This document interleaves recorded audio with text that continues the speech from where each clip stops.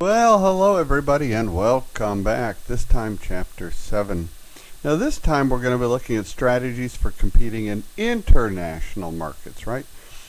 Which the Hoover Company also experienced, and that was part of their issues. So the forces of globalization are changing this competitive landscape in a lot of industries. And so they're offering companies attractive new ways, but at the same time, they're introducing competitive threats in this global environment.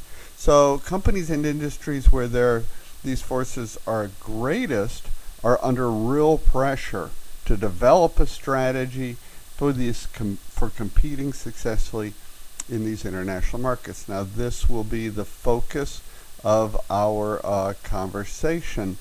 And we'll discuss the factors that shape the choice of strategy, as I mentioned, in international markets, around also the circumstances that support adoption of a specific approach. So a company I want to offer may opt to expand outside its domestic market for a lot of reasons, and some of them are listed on the slide. These are the 5 major reasons. You pause it and review it yourself, that a company would want to expand outside its current market. And so in addition to that, there are 4 important factors that shape that strategic approach that a company's going to have once you've decided to go out into these foreign markets. How are you going to compete? These are the factors that you will center on. The degree to which there are important cross-country differences, right? You'd want to address that. Whether opportunities exist to gain a location-based advantage. You know, there might be able to pay less, get more productive workers, maybe more high-tech workers, that sort of thing. What are the risks of adverse shift in currency exchange? You want to factor that in. And then also consider the extent to which the governmental policies affect the local business. Now, so there's tension, and the tension between the market pressures to localize a company's product offerings country by country, and then there's the competitive pressure to lower costs. These are some of the big strategic issues that participants in foreign markets have to resolve. And if you recall from your Hoover Company examples, they suffered from that effort when they ended up with a big backlog of product overseas. So how market demographics then differ from country to country, right? What's the difference? Well, companies operating in a global marketplace are always wrestling with whether and how much to customize their offerings in each and every country market, right? Because you want to be able to match the tastes and preferences of these local buyers, and whether to pursue a strategy of offering a mostly standardized product worldwide or something focused on regional likes and dislikes, right? So these are some of the differences that you would want to consider. Now, increasingly, right, the companies are locating different value chain activities in these different parts of the world, and that they do that to exploit location-based advantages that are going to vary from country to country. Things like differences in wage rates and worker productivity, energy costs, and things like that. They create sizable or big variations in the manufacturing costs from country to country. And so the advantage to firms that develop as part of this related industry cluster comes from this close collaboration with key suppliers, and the greater knowledge sharing that you have throughout this cluster is going to result in greater efficiency and greater innovations along the way. So these are advantages to operating in a location containing a cluster of related industries. Now, when companies produce and market their products and services in many different countries, they are subject to the impacts of sometimes favorable and sometimes unfavorable changes in currency exchange rates. That can be an advantage, but mostly it can be also a disadvantage. You want to be careful with that as you're building your overall strategic plan, because part of that strategic plan has a pillar that requires profitability, or you're going to lose your advantages. So you want that competitive advantage and you want profitability, as you recall.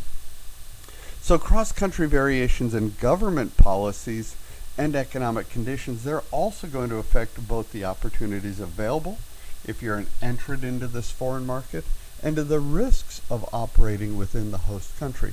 Think of how slowly an airline like Southwest deployed its mission to foreign nations, right? To Mexico first, we thought, wow, that's exciting. And then to the Caribbean, and this isn't a foreign country, but can be to some of us, Hawaii, right? These are big major steps that are impacted like that. What are the reduced taxes, maybe low-cost loans to operate out of there because of the business you're bringing, and site development assistance, for example. So, but as I mentioned, there's a negativity also that has to be addressed. So, for example, political risks can stem from an inability or weakness in the national government, and maybe they're hostile to foreign businesses, right? Maybe they only want internal national businesses. What about the economic risks that stem from the stability of a country's monetary system and economic and regulatory policies, or lack of property rights protections? I think of Venezuela, for any of the companies in the oil industry like Shell that had profitable operations and were sharing that profit with the nation as it need to. Today, those have all been taken over and are no longer individually owned companies. So that operate out of Venezuela. So the core concept is that there are political and economic risks. You can pause this slide and read it, but it's really a summary of what we've been talking about. So at this point, I think it's important to discuss and to understand the current and collateral effects of tariffs on international trade relationships between and among EU members and other major trading countries like the United States and China, for sure. So it's a good question to pause, read through the notes, and think about how those could affect your decision or your company's decision to move out into a different direction overseas. So then I know that once a company decides to expand beyond its domestic borders, then it really has to consider the question of how to enter the foreign market, right? There are 5 primary ways to enter in a foreign market listed on this slide. And the modes vary considerably, and it's going to be regarding the level of investment that will be required of you, which may be a hindrance, or the associated risks required of you to expand to a foreign market, right? And the higher levels of investment or the higher levels of risk generally provide your organization with the benefits of greater ownership and control, one would hope, but not always the case. There are exceptions. So using domestic plants as a production base for exporting these goods to foreign markets, this is an excellent starting strategy for pursuing these international sales. So it's really a conservative way to get out the door and into another market, to test the waters, for example, before you invest too much. So unless the exporter can keep its production and shipping costs competitive with any of the rivals, right, you'll want to secure adequate local distribution in this foreign market, and you'll want to have marketing in this foreign country to support your products, right? You want to effectively hedge against any unfavorable changes, maybe a rival that comes at you, maybe a change in exchange rates, right?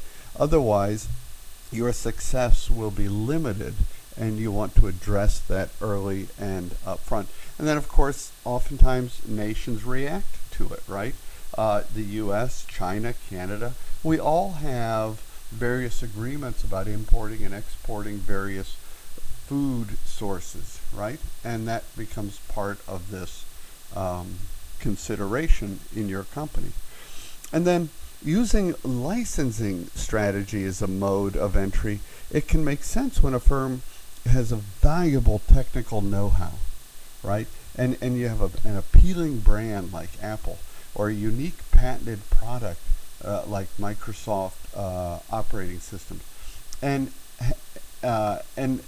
it has neither the international organizational capability nor the resources to enter the foreign markets. Now, those companies do have the resources to enter the foreign markets, but consider that level of technical know-how, right? And an appealing brand and how you would enter the market. And so licensing can be a part of this answer. Now, while licensing works well for manufacturers and owners of proprietary technology, franchising is often better suited to the international expansion of service. So you can retail out these various enterprises as another approach to getting into the foreign markets. Okay? And so companies that want to participate directly, though, in the performance of all the essential value chain activities, right? You're not going to use supply. You want to participate yourself. They typically establish a wholly owned subsidiary and in that foreign market, and either by acquiring a local company or by establishing its own new operating organization from the ground up. So there's a thing called a Greenfield Venture. So a Greenfield Venture is a subsidiary business of your company that's established by setting up an entire operation from the ground up. And when you enter a new foreign country via this Greenfield Venture, it makes sense when the company already operates in a number of other countries, right? And so you're already established. You have experience modifying, adjusting your approach and your strategy to address your product success in that market. Right? So if you have that experience in establishing then new subsidiaries and overseeing their operations, this can create a sufficiently large pool of resources and capabilities to rapidly equip a new subsidiary. You transfer people there for a while to stand up the new organization while you train local personnel to be part of your company. So and another way to do this is collaboration through joint ventures or alliances. So collaboration strategies involving alliances or joint ventures with foreign partners are really a popular way for companies to edge their way into a market of a foreign country, right? So you'll create these cross-border alliances that enable growth-minded firms to widen its geographic coverage, strengthen its competitiveness in a foreign market, and at the same time, it offers them the flexibility to allow the firm to retain some degree of autonomy and operating control. And here's more of these individual partner benefits from alliances. So alliances may also be used, keep in mind, to pave the way for an intended merger. And they offer a way to test the value and viability of a cooperative arrangement with that foreign partner before you make a really permanent commitment, right? And so this slide asks you some questions that make you think about how you would address those situations.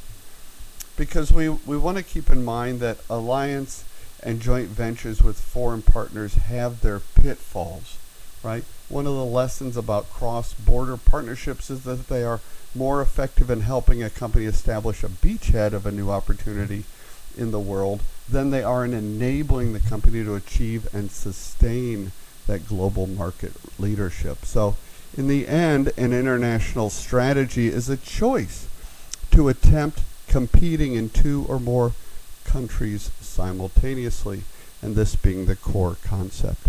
This is where I'm going to take a break, and we'll come back for part 2 and finish up this week.